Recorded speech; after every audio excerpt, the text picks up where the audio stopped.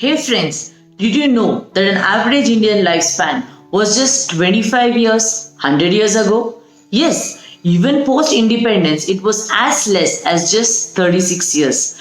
This is because we were losing younger populations, dying in large numbers because of infectious diseases like typhoid, plague, smallpox, cholera, etc. Thanks to the invention of the miraculous drug that today we call as antibiotics, that we have had an upper hand over infectious diseases, and today an average Indian lifespan is 69 years. But because of indiscriminate use of antibiotics, self-administration of antibiotics, and those being available at medical shop just like an OTC drug, doctors today are highly worried if the antibiotic resistance is going to take over, and again we are going to lose young lives in large numbers because of infectious diseases. I am Dr. Chitra, physician from Sri Polyclinic, here to tell you on some insights on how to use antibiotics in a proper way.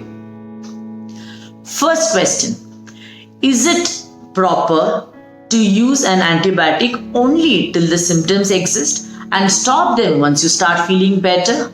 No. It's always advised to complete the course of antibiotic.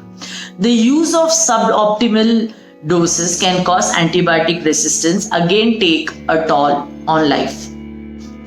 Does all antibiotics cure infectious diseases? No. Antibiotics work only against bacteria, and that too only against bacteria which are sensitive to them. 90% of common cold and cough is because of viruses, and antibiotics will never help them. Even they are not sensitive against fungus and parasites. So before we take an antibiotic, we must be very sure that we are suffering from a bacterial infection. A very common belief is antibiotic designatedly kills only a particular bacteria. Let me tell you, that is not true. Antibiotic, when administered, it not only kills the harmful bacteria and also kills completely the gut flora, which actually contributes to the gut immunity. And once there is an imbalance between the good and the bad bacteria, what happens is Clostridium bacteria predominates and it causes long-term sequelae and complications. So antibiotics indiscriminately kills the bacteria, even if it is a good gastrointestinal bacteria that is actually needed to have a superb gut immunity. It's a common practice that we see that patients share their antibiotics and the leftovers with other family members, or use the same prescription given by a doctor repeatedly again if they feel similar symptoms. This is absolutely absurd.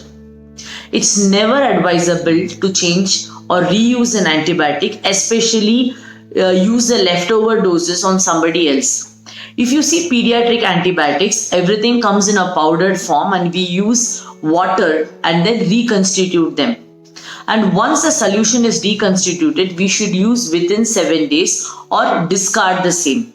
If you store them and use them on your children on next episode of cough and cold, it does more harm. Sometimes it can be lethal because of consuming contaminants that has happened in the solution. Everybody's body is different, and the dosage of medicines for a female, for a male differs according to age, sex and body weight.